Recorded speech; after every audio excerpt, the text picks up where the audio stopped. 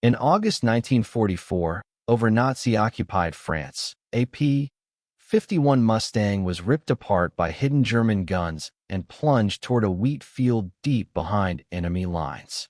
Orders came instantly: mark the crash and turn for home. No rescue. No exceptions. But one American pilot refused. At just 21 years old, he watched his commander disappear below the trees, surrounded by enemy soldiers, with minutes to spare. Landing meant near certain death. Leaving meant betrayal. With no training, no permission, and no second chance, he chose defiance.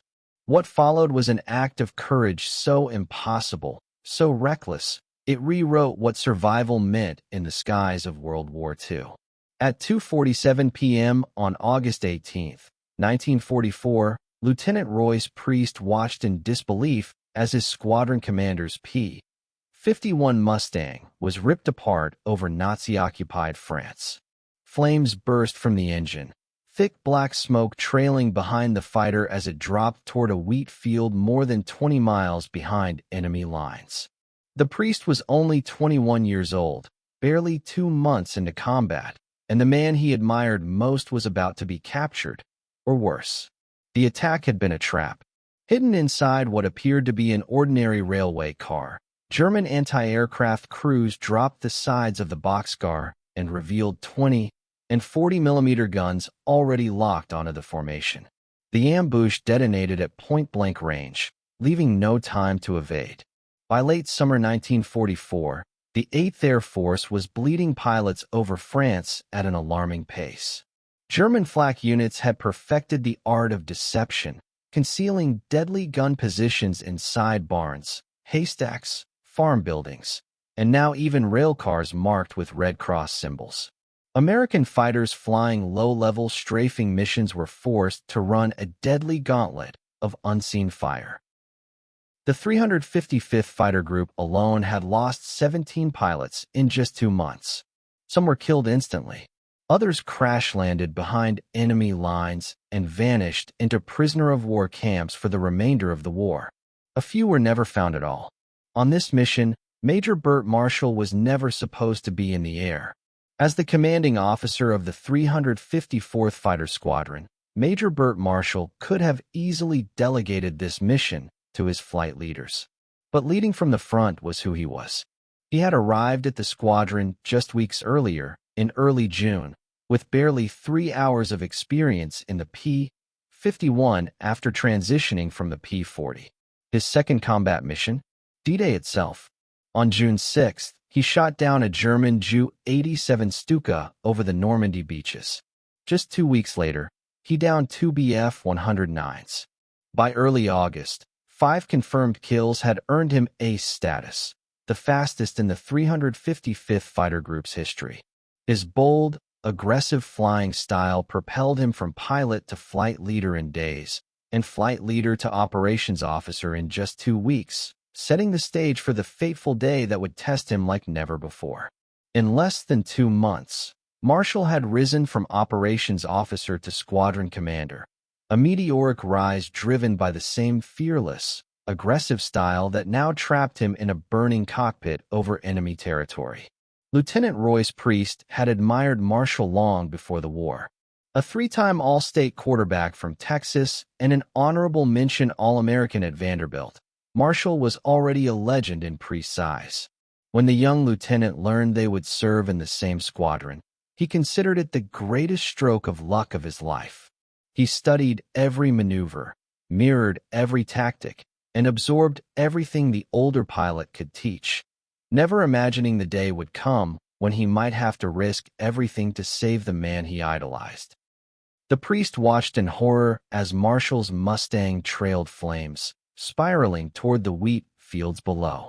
The P-51's Merlin engine had taken a direct hit beneath the exhaust stack, and a second round had ruptured the radiator scoop, sending coolant spraying into the slipstream. The fighter had minutes, maybe seconds, of flight time left.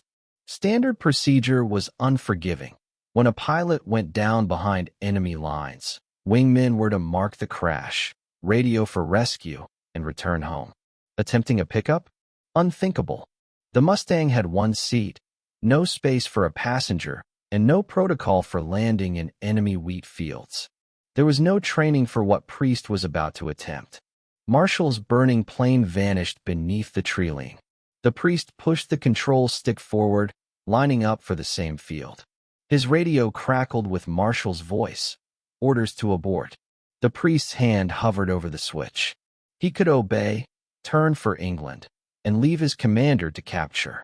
He could follow every rule.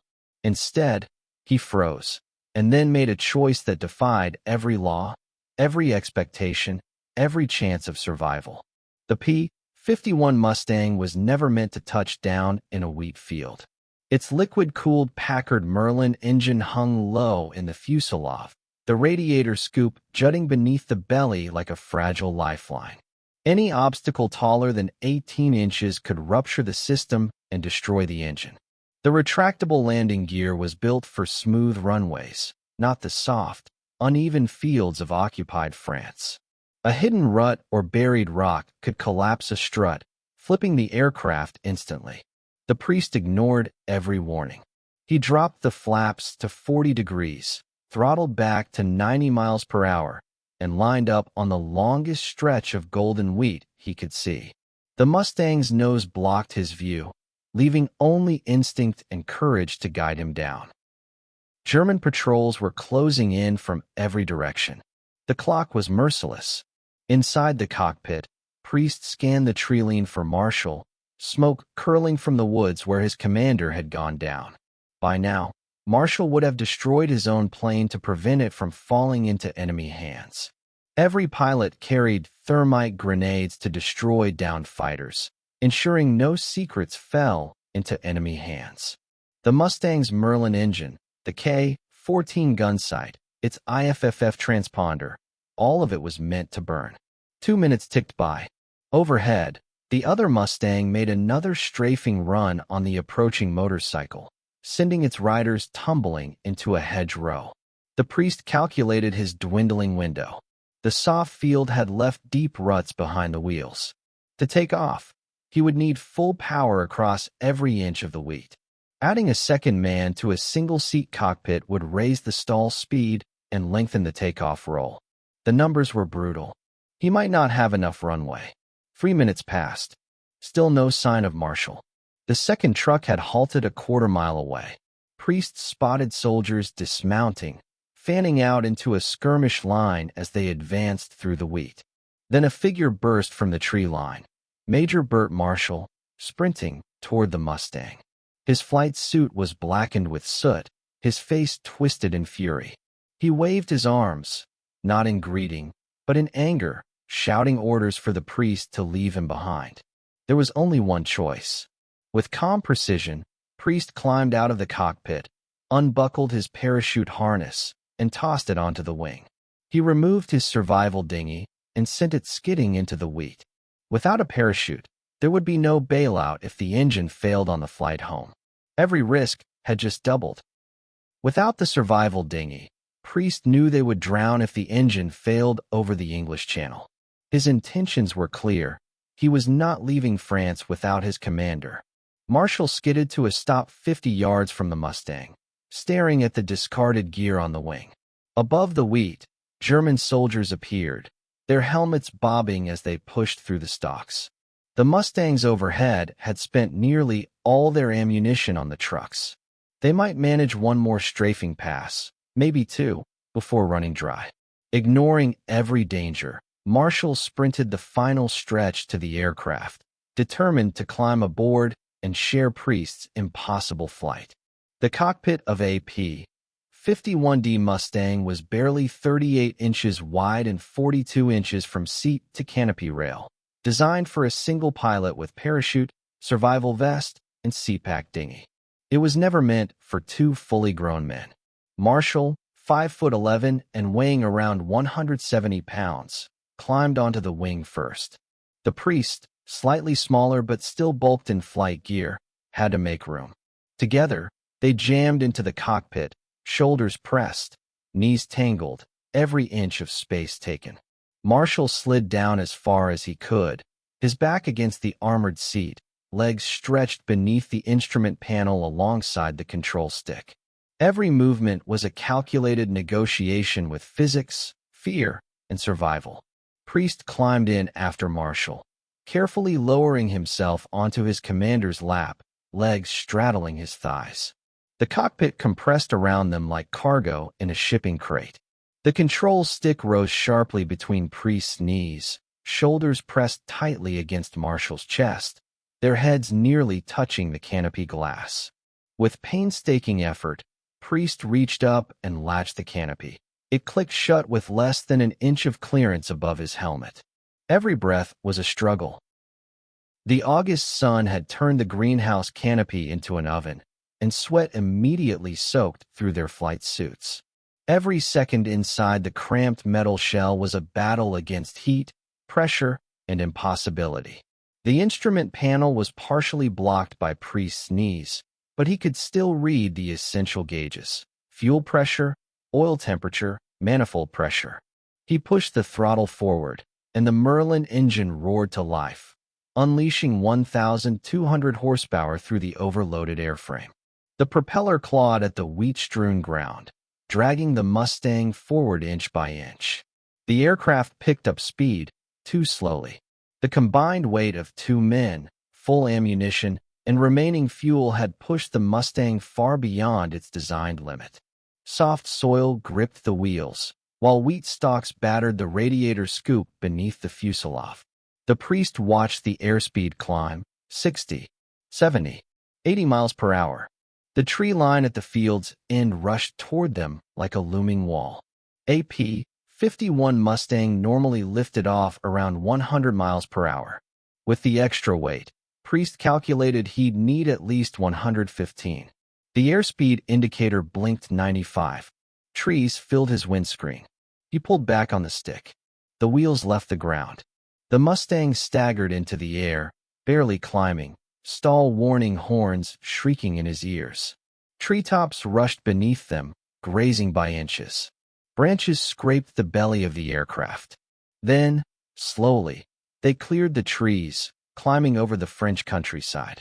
2 men, jammed into a single-seat fighter, were alive against every law of physics and probability. Behind them, German soldiers emerged from the wheat, watching the Mustang disappear west. Their quarry had escaped, but Priest and Marshall were still 200 miles from England. The Mustang was dangerously overloaded.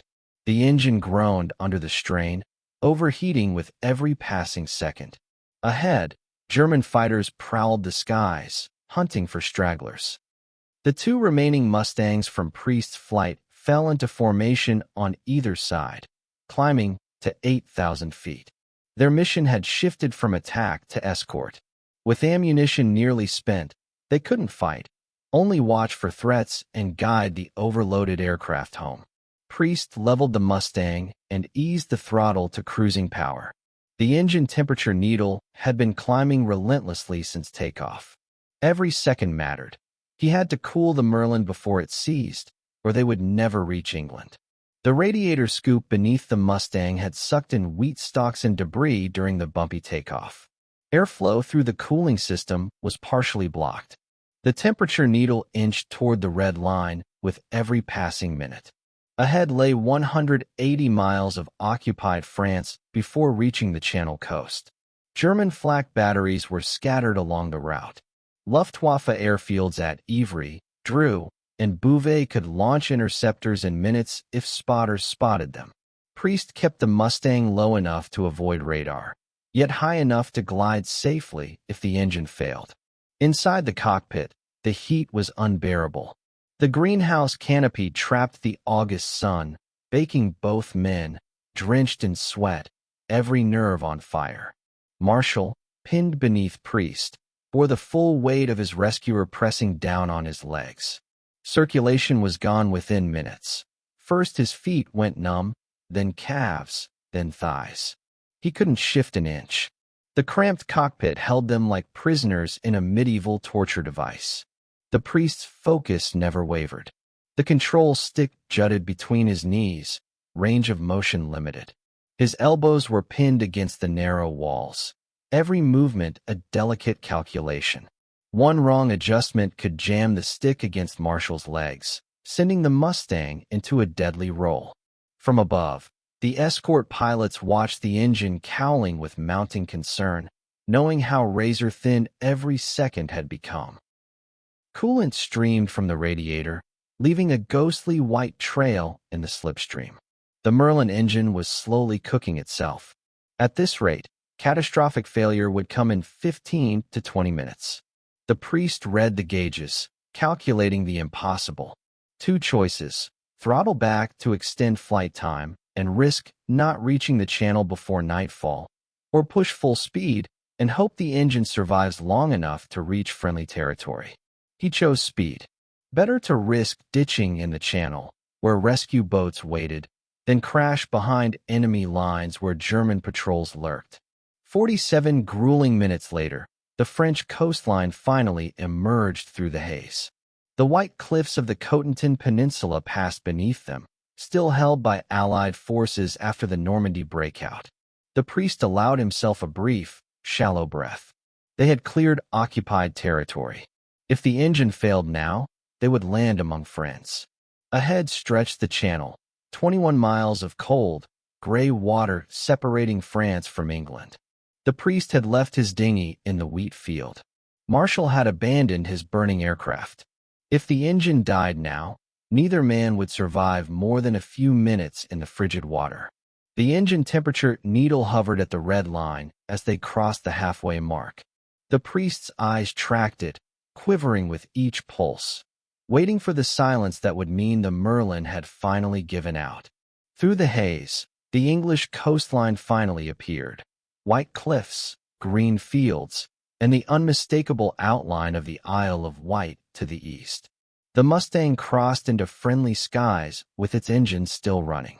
Priest began his slow descent towards Steeple Morton, the 355th Fighter Group's home base in Cambridge. The runway was still 60 miles away, and the engine temperature continued its relentless climb.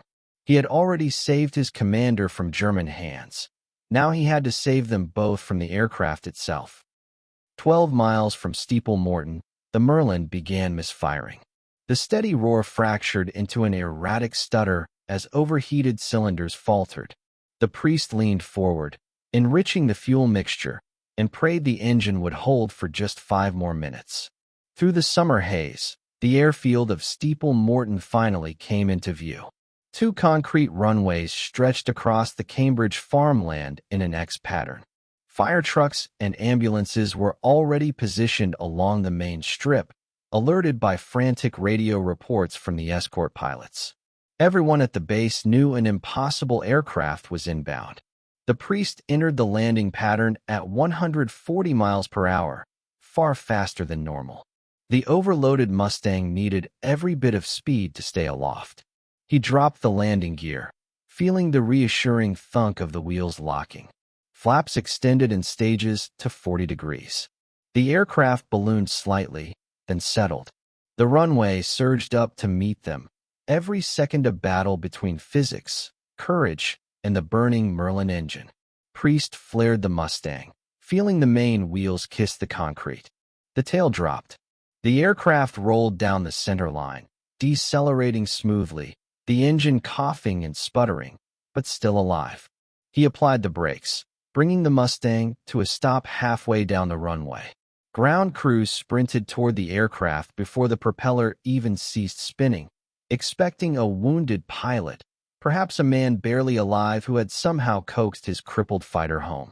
What they saw instead left them speechless, something no one at Steeple Morton had ever witnessed before.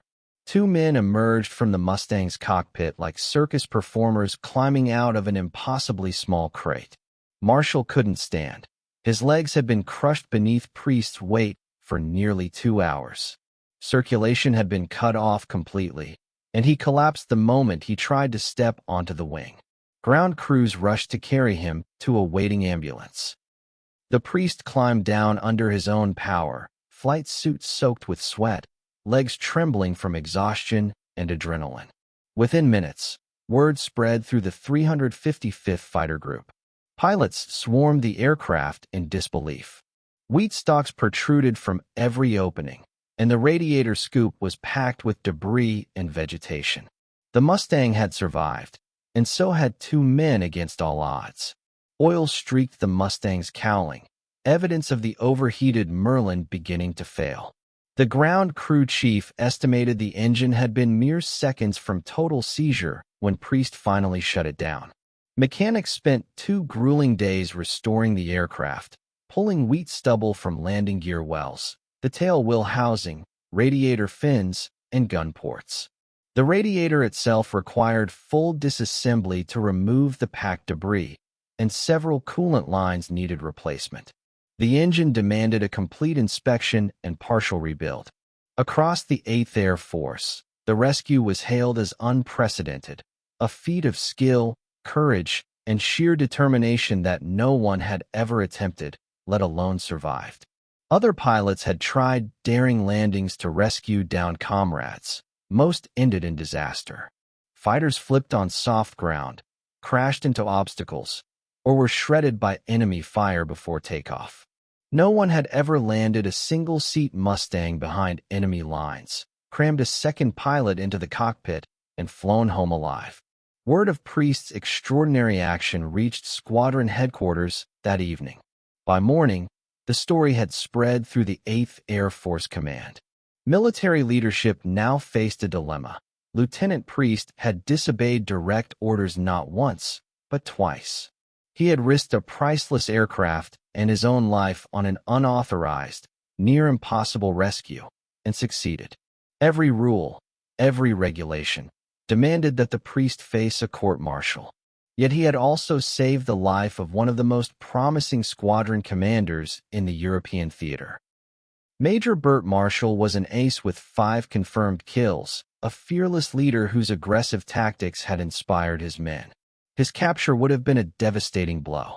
The question now landed on the desk of Major General James Doolittle, famed commander of the 8th Air Force, the same man who had led the legendary Tokyo raid in 1942. Doolittle now faced a dilemma. How to judge a young lieutenant who had risked everything in an act both insubordinate and heroic. A choice that defied protocol, but had changed the course of a squadron's fate.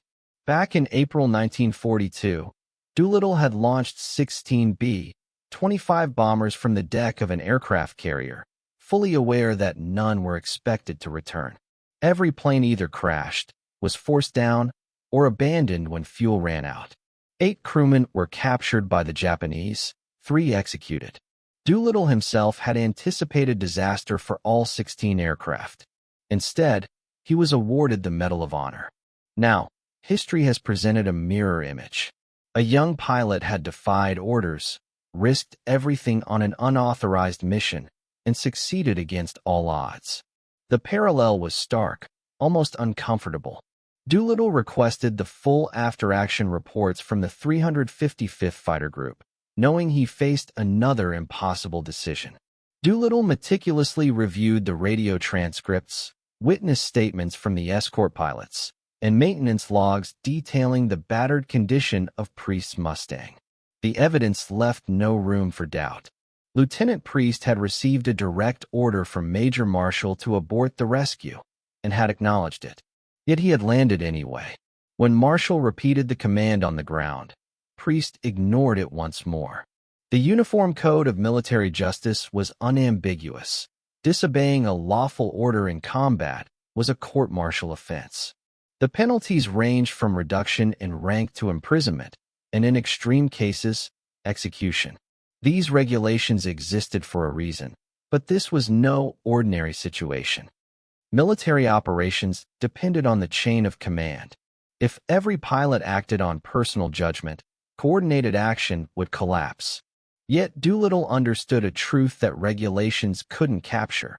The 8th Air Force was losing experienced pilots faster than replacements could be trained. Every seasoned aviator who survived another mission increased the odds for everyone else. And Marshall was no ordinary pilot. He was a squadron commander, an ace, a tactical innovator whose aggressive flying had reshaped the entire fighter group. Saving him wasn't just heroism. It was preserving a critical edge in a brutal, unforgiving war. Marshall's capture would have shattered morale across the command. The timing made it even more critical. The war was entering a pivotal phase.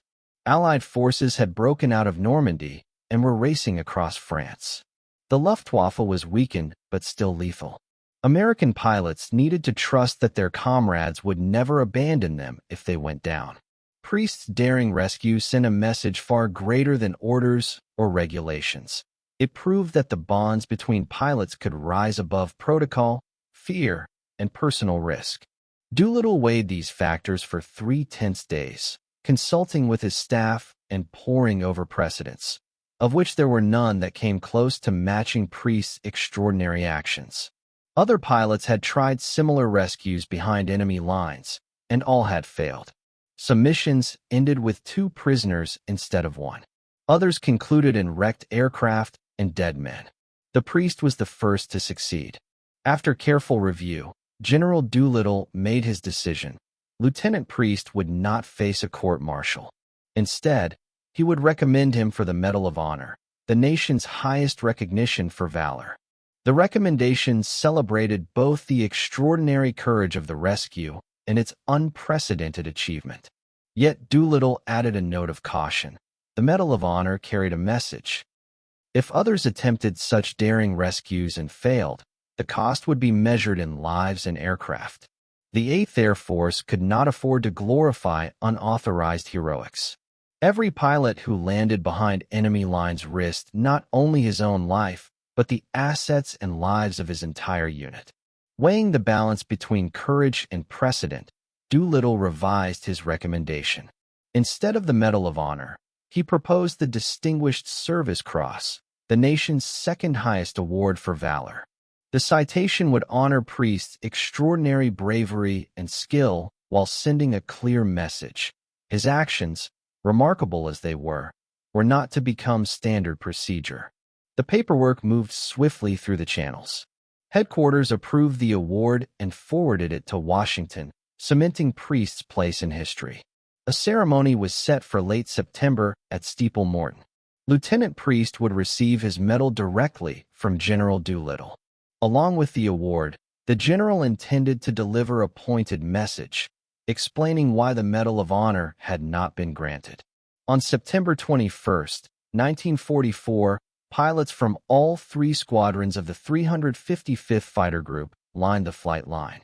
Ground crews paused, eyes fixed on the unfolding moment. The group commander stood beside Doolittle as Priest marched forward, every step measured, every gaze on him.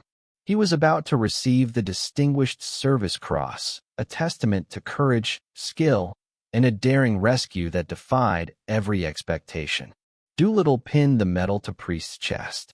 The blue ribbon, accented with red and white stripes, hung beneath the silver cross, the very same decoration Doolittle had earned for the Tokyo raid before being elevated to the Medal of Honor. Every eye on the flight line felt the weight of its symbolism. The general grasped Priest's hand, holding it firmly, and met the young lieutenant's gaze. Then he delivered the message he had prepared.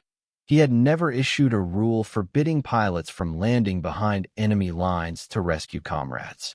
The act had seemed reckless, almost unimaginable, and yet, against all odds, Priest had made it real. The Priest had proven every doubt wrong. What he had done was, in Doolittle's eyes, both the bravest and most audacious act he had witnessed in 2 years commanding the 8th Air Force. The medal celebrated courage. The decision to withhold the Medal of Honor acknowledged the recklessness. Priest accepted the Distinguished Service Cross without protest. He had anticipated court-martial, not commendation. The award was more than he had ever dared hope for.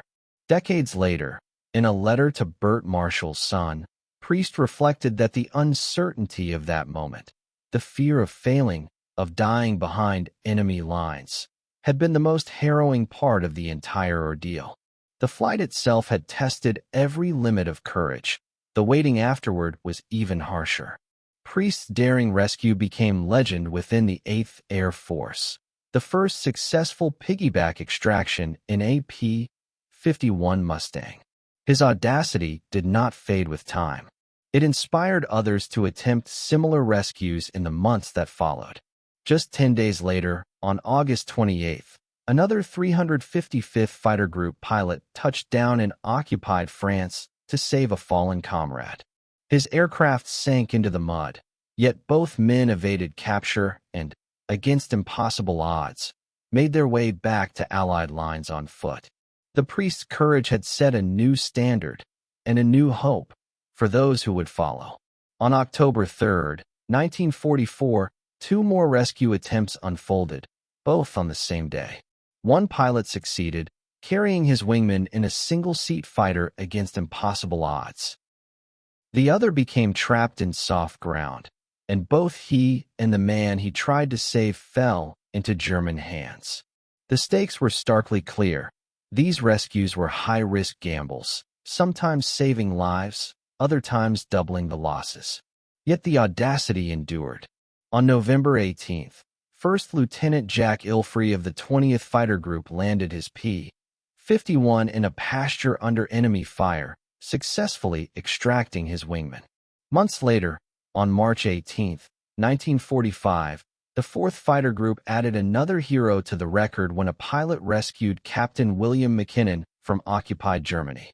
Priest's courage had sparked a chain of daring acts that would echo through the war. By the war's end, the 8th Air Force had officially recorded at least 5 successful single-seat fighter rescues. Countless other attempts failed, leaving pilots dead and aircraft lost to the fields of Europe. The daring tactic remained strictly unauthorized. No regulation ever sanctioned it. But commanders often turned a blind eye when men chose to risk everything for their comrades. Major Bert Marshall returned to combat within days of the rescue. His legs healed fully, and he resumed leading the 354th Fighter Squadron with the same fierce determination, adding to his tally of victories and earning a Silver Star for extraordinary leadership under fire. By October, Marshall had risen to lieutenant colonel and taken command as deputy of the 355th Fighter Group. When another rescue attempt in his squadron ended with 2 pilots captured, he fully understood the extraordinary precedent Priest had set. The war in Europe concluded on May 8, 1945. Both Marshall and Priest survived. The Mustang that had carried them to safety was repaired, returned to combat, and flew additional missions until Germany's surrender.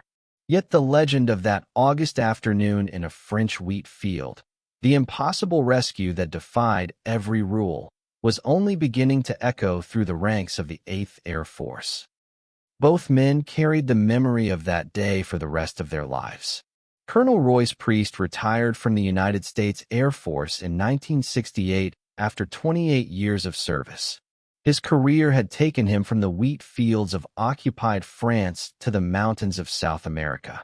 He spent 3 years as the personal pilot to the president of Chile, where he met his wife, Anita. He trained fighter pilots for Allied nations and flew jets that would have seemed like science fiction to the young lieutenant who had once landed a propeller-driven Mustang behind enemy lines. Through it all, the Distinguished Service Cross remained his most cherished decoration, and he spoke of the legendary rescue only when asked.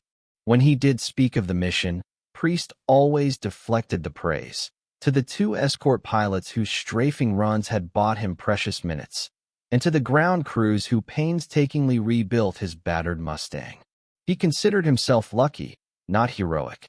Lieutenant Colonel Bert Marshall concluded the war as commander of the 355th Fighter Group, with 7 confirmed aerial victories. The Silver Star he earned recognized his leadership of the 354th Fighter Squadron during some of the fiercest air battles of the European theater. After the war, Marshall continued his career in the Air Force, eventually commanding fighter wings in Japan during the post-war occupation. Bert Marshall's 3-time All-State quarterback legacy in Texas high school football earned him induction into the Texas Sports Hall of Fame in 1971. The 2 men remained lifelong friends, bound by an experience few could ever imagine, a cockpit built for one, over enemy territory, with a failing engine and no parachutes. Such moments leave a permanent mark. In December 2002, Colonel Royce Priest wrote a detailed letter to Bill Marshall, Bert's son, recounting the rescue in full for the first time. He described the hidden flak battery, the burning Mustang, the perilous landing, and the nerve-wracking flight home. He captured the fear of awaiting potential court-martial and the unforgettable moment when General Doolittle pinned the Distinguished Service Cross to his chest. Most importantly, Priest wrote about why he had acted. Bert Marshall had been his hero long before the war, and serving in his squadron had felt like destiny. When Marshall's aircraft erupted in flames over France, Priest did not calculate odds or debate regulations. He simply refused to let his hero fall into German captivity. Colonel Royce Priest passed away on May 18, 2004, in Riverside, California, at the age of 81. His obituary celebrated him as one of the few remaining World War II fighter aces and a recipient of the nation's second-highest award for valor. It noted his service in Chile, his long Air Force career, and his devotion to his wife and family. But it could not capture the day he had squeezed two men into a single-seat Mustang and flown them home through enemy skies. Some stories are simply too extraordinary for an obituary. The P-51 Mustang that carried Priest and Marshall to safety was never preserved as a memorial. It flew out the remainder of the war, likely sold as surplus afterward, and vanished into history like countless other combat aircraft. No museum bears a plaque honoring the first piggyback rescue in 8th Air Force history. Yet the story endured. It was passed from pilot to pilot, from veteran to historian, from father to son.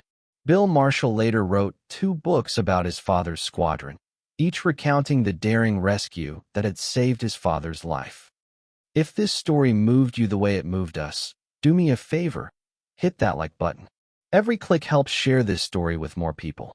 Subscribe and turn on notifications so you never miss the forgotten tales we rescue from dusty archives every single day. Real pilots, real heroism, real sacrifices.